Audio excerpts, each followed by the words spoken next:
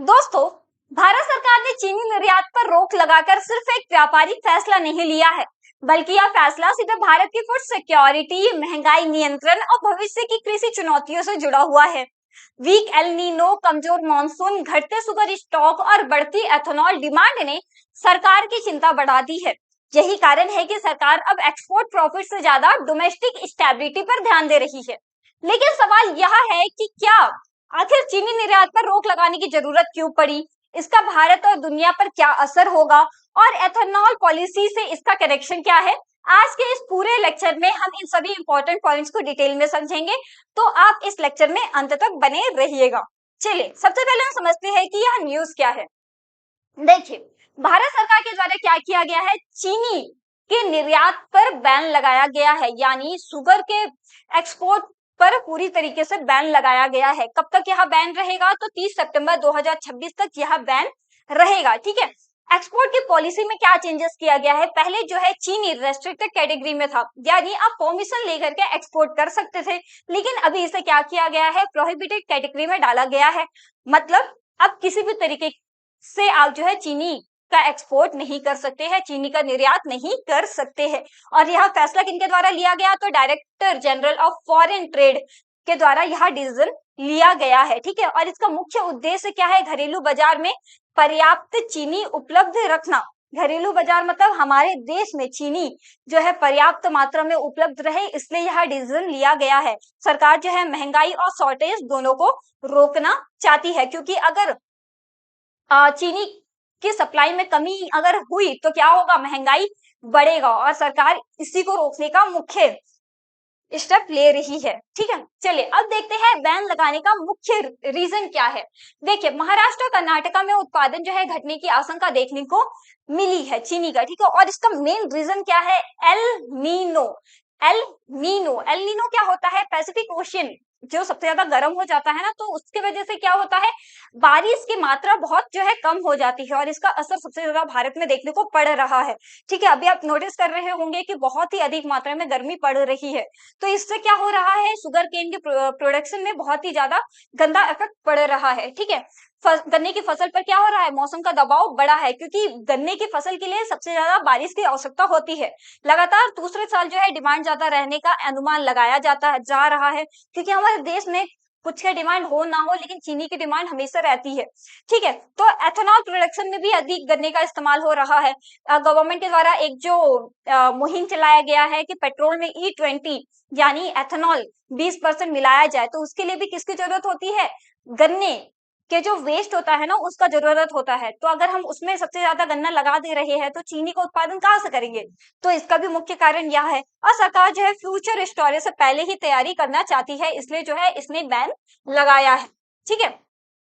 चलिए, अब समझते हैं चीनी के भंडार में गिरावट कितनी देखने को मिल रही है। देखिए, 30 सितंबर तक यह अनुमान लगाया जा रहा है कि चीनी का स्टॉक घट सकता है। ठीक है। चीनी का स्टॉक, चीनी को जहां पे भंडार करके रखा जाता है, चीनी का स्टॉक जहां पे रखा जाता है, वहां पे जो बहुत ही अब जो है चीनी कम पाई जा रही है। कितना, लगभग कितना भी स्टॉक से बचा है, तो 42.5 लाख टन ही स्टॉक रहने की संभावना अभी देखने को मिल रही है। ठीक है। और यह पिछले 10 साल में लोवेस्ट लेवल का स्टॉक हो सकता है। और हमारे देश में आपको तो पता ही है, सबसे ज्यादा चीनी की जरूरत कब पड़ती है? जब फेस्टिवल आते हैं, जैसा होली हो गया, दिवाली हो गया, रक्षाबंधन हो गया, और भी बहुत सारे फेस्टिवल्स होते हैं। तब उसमें क्या बनाया जाता है? मिठाइयाँ बनाई जाती है। और अगर मिठाइयाँ बनाया जाएगा, तो उसके लिए किसकी जरूरत पड़ेगी? चीनी की आवश्यकता पड़ेगी। तो चीनी उस सब के लिए शॉर्टेज ना हो, इसलिए यह डिसीजन लिया जा रहा है, यानी डोमेस्टिक सप्लाई बनाए रखने की सरकार की जो है क्या है, फर्स्ट प्रायोरिटी बनी है। ठीक है। चलिए, अब समझते हैं कि एल नीनो और फूड सिक्योरिटी का कनेक्शन क्या है। देखिए, एल नीनो से क्या होता है, हमारे भारत में बारिश बहुत कम देखने को मिलती है। ठीक है। और अगर बारिश कम होगा, तो उससे किस पर इफेक्ट होगा? शुगर केन के प्रोडक्शन पर बहुत गंदा प्रभाव पड़ता है।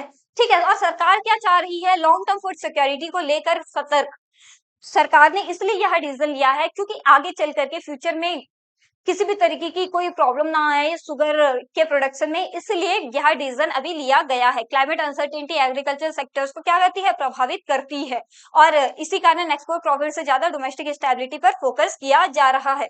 क्लाइमेट अनसर्टेनिटी का मतलब आप देख रहे हो कि आज के डेट में बहुत ही ज्यादा क्लाइमेट चेंजेस हो रहे हैं, है ना। कभी बहुत ही तेज बारिश आ रही है, उसके बाद में कभी एकदम सूखा पड़ रहा है, कभी बाढ़ आ जा रहा है। तो ये सब क्या है, ये क्लाइमेट चेंजेस है और इसके वजह से क्या हो रहा है, फसल पर बहुत ही गंदा प्रभाव पड़ रहा है। तो इन सारी चीजों से निपटने के लिए यह डिसीजन लिया गया है और एक्सपोर्ट प्रॉफिट से ज्यादा हमारे देश के लोगों को चीनी सही से उपलब्ध कराया जाए, इसलिए यह डिसीजन लिया गया है। और कॉमन जनता को क्या करे, महंगाई से बचाना गवर्नमेंट का मेन उद्देश्य है, क्योंकि अगर सप्लाई कम होती है तो महंगाई क्या होता है, बढ़ता है ना। तो इसलिए सप्लाई कम ना हो, इसलिए बैन लगाया गया है। अब समझते हैं कि बैन में कौन कौन से जगह को एक्सेप्शन में रखा गया है। देखिए, यूएसए और यूरोपियन यूनियन, यूएसए और यूरोपियन यूनियन में क्या होगा, अभी भी एक्सपोर्ट जारी रहेगा, ठीक है। और tariff rate quota, exports allowed है। टैरिफ रेट कोटा मतलब एक रेट तक में जो अलाउ करके रखा गया है, यानी अब अगर यूएसए को 1 लाख टन चीनी देने का आपने बोला है तो आप 1 लाख टन चीनी दे सकते हो, लेकिन बात यह है कि 1 लाख टन ही चीनी दिया जाएगा, उससे ज्यादा आप चीनी नहीं दे सकते हो। अगर उससे ज्यादा दिया जाएगा तो उसमें पूरी तरीके से बैन लगाई जाएगी, ठीक है। उसके बाद गवर्नमेंट एग्रीमेंट वाले एक्सपोर्ट कंटिन्यू रहेंगे। गवर्नमेंट एग्रीमेंट मतलब हमारा भारत जो है जब दूसरे देश के साथ में एग्रीमेंट साइन करता है कि हाँ ठीक है, हम जो है हर साल आपको इतना इतना परसेंट जो है चीनी देंगे, इतना इतना लाख टन आपको चीनी प्रोवाइड करेंगे, तो वो सारे एग्रीमेंट को नहीं तोड़ा जाएगा। वो सारी जगह पर क्या होगा, निर्यात टाइम टू टाइम जाएगा, मतलब चीनी का निर्यात किया जाएगा, ठीक है। पहले से पाइपलाइन में शिपमेंट पर रोक नहीं, यानी चीनी का एक्सपोर्ट अगर ऑन दी वे है तो उसे नहीं रोका जाएगा, ठीक है। और स्ट्रेटेजिक ट्रेड रिलेशंस बनाए रखने की यहाँ पे पूरी कोशिश की जा रही है, ताकि दूसरे देशों के साथ में हमारे इंडिया का रिलेशंस जो है अच्छा बना रहे, यानी यह कंप्लीट एक्सपोर्ट शट डाउन नहीं है, ठीक है। चलिए अब देखते हैं ग्लोबल इंपैक्ट क्या पड़ सकता है इस डिसीजन की वजह से। देखिए, भारत जो है दुनिया का सबसे बड़ा शुगर सप्लायर है, यानी सबसे ज्यादा चीनी कौन सप्लाई करता है, भारत करता है, ठीक है। और एक्सपोर्ट बैन से ग्लोबली सप्लाई जो है प्रभावित हुई है, जब से नरेंद्र मोदी के द्वारा यह डिसीजन लिया गया कि जो है हम 30 सितंबर तक चीनी नहीं एक्सपोर्ट करेंगे, तब से जो है 2 से 3% चीनी के रेट में जो है बढ़ोतरी देखने को मिली है ग्लोबली वे में, ठीक है। और इंटरनेशनल मार्केट में शुगर प्राइसेस जो है बढ़ने लगे हैं, ठीक है। लेकिन इसका प्रॉफिट कौन उठा सकता है, तो ब्राजील और थाईलैंड उठा सकते हैं, क्योंकि इंडिया तो करता ही है, साथ में ब्राजील और थाईलैंड भी चीनी सप्लायर में बहुत ही अधिक मात्रा में चीनी सप्लाई करते हैं। तो अगर अभी इंडिया नहीं कर रहा है तो ब्राजील और थाईलैंड क्या करेंगे, अधिक से अधिक मात्रा में एक्सपोर्ट करेंगे, ठीक है। कई देशों ने क्या किया है, फ्यूचर सप्लाई को लेकर के चिंता जताई है। फ्यूचर सप्लाई को लेकर के चिंता मतलब अगर इन फ्यूचर भारत सप्लाई नहीं करता है, भारत जो है एक्सपोर्ट नहीं करता है, तो क्या होगा, ऑब्वियस सी बात है ना, फ्यूचर में टेंशन देखने को मिल सकती है, ग्लोबल फूड इन्फ्लेशन पर भी असर देखने को मिल सकता है, ठीक है। चलिए अब समझते हैं एथेनॉल पॉलिसी क्या है। देखिए, भारत सरकार का एक मुहिम चलाया गया कि पेट्रोल में 20% जो है एथेनॉल मिलाया जाए। कितना, E20 जो है क्या मिलाया जाए, एथेनॉल मिलाया जाए। अगर आपका 100% अगर पेट्रोल है, अगर 100% जो है पेट्रोल है, तो उसमें कितना 20% क्या मिलाया जाएगा, एथेनॉल, एथेनॉल मिलाया जाएगा, ठीक है। इससे क्या होगा, इससे प्रदूषण कम होता है। तो इसका मेन मुख्य कारण यह है, सरकार जो है पेट्रोल एथेनॉल ब्लेंडिंग बढ़ा रही है। भारत में टोटल कितना 20% एथेनॉल ब्लेंडिंग टारगेट तय किया गया है, यानी पेट्रोल में 20% क्या होना चाहिए, एथेनॉल होना चाहिए, ठीक है। और एथेनॉल बनाने के लिए किसकी जरूरत पड़ती है, तो शुगर केन के वेस्ट की जरूरत पड़ती है। इससे क्या होता है, चीनी उत्पादन पर दबाव देखने को मिल रहा है, क्योंकि सबसे ज्यादा अगर हम फोकस एथेनॉल बनाने पे कर रहे हैं तो उस वजह से क्या चीनी की उत्पादकता को कम देखने को मिला है, ठीक है। अब एथेनॉल का मुख्य कार्य क्या है, देखिए हमारा देश जो है फ्यूल इंपोर्टर है, यानी बहुत अधिक मात्रा में फ्यूल को क्या करता है, इंपोर्ट करता है, आयात करता है। तो गवर्नमेंट का यह एक मुहिम है कि अगर हम एथेनॉल को ही फ्यूल में मिला के बेचेंगे तो फ्यूल क्या होगा, कम हमें फ्यूल मतलब पेट्रोल जो नॉर्मल बाहर से मंगा रहे हैं उसका जो है कम कम लगेगा। और अगर एथेनॉल मिला करके बेचेंगे तो हमें जो है ज्यादा से ज्यादा इंपोर्ट नहीं करना पड़ेगा। तो इंपोर्ट को कंट्रोल करने के लिए भी यह डिसीजन लिया गया है, ठीक है। और उसके बाद में ग्रीन एनर्जी पॉलिसी, एथेनॉल क्या करता है, देखिए शुगर केन के वेस्ट से बनता है और उसके बाद में मक्का के वेस्ट से बनता है। तो इससे क्या होता है, इससे प्रदूषण नहीं फैलता है। तो क्लीन एनर्जी को बढ़ावा देने के लिए भी यह एथेनॉल वाला डिसीजन लिया गया है। और फूड सिक्योरिटी और एनर्जी सिक्योरिटी दोनों बैलेंस होना चुनौती है, क्योंकि एथेनॉल के प्रोडक्शन को अगर बढ़ाया जाएगा तो ऑब्वियस सी बात है चीनी के प्रोडक्शन कम देखने को मिलेगा, और अगर चीनी के प्रोडक्शन को बढ़ाया जाएगा तो एथेनॉल का प्रोडक्शन कम देखने को मिलेगा। तो यह जो है चुनौती है हमारे देश के लिए, ठीक है। और इसे ही बैलेंस करना गवर्नमेंट का काम है। देखिए, अब थोड़ा स्टैटिक पॉइंट समझते हैं। भारत जो है दुनिया का दूसरा सबसे बड़ा शुगर प्रोड्यूसर है, ठीक है ना। ये बात अब ध्यान में रखना, दूसरा सबसे बड़ा शुगर प्रोड्यूसर कौन है, हमारा इंडिया। और पहले नंबर पे कौन है, तो पहले नंबर पे ब्राजील आता है।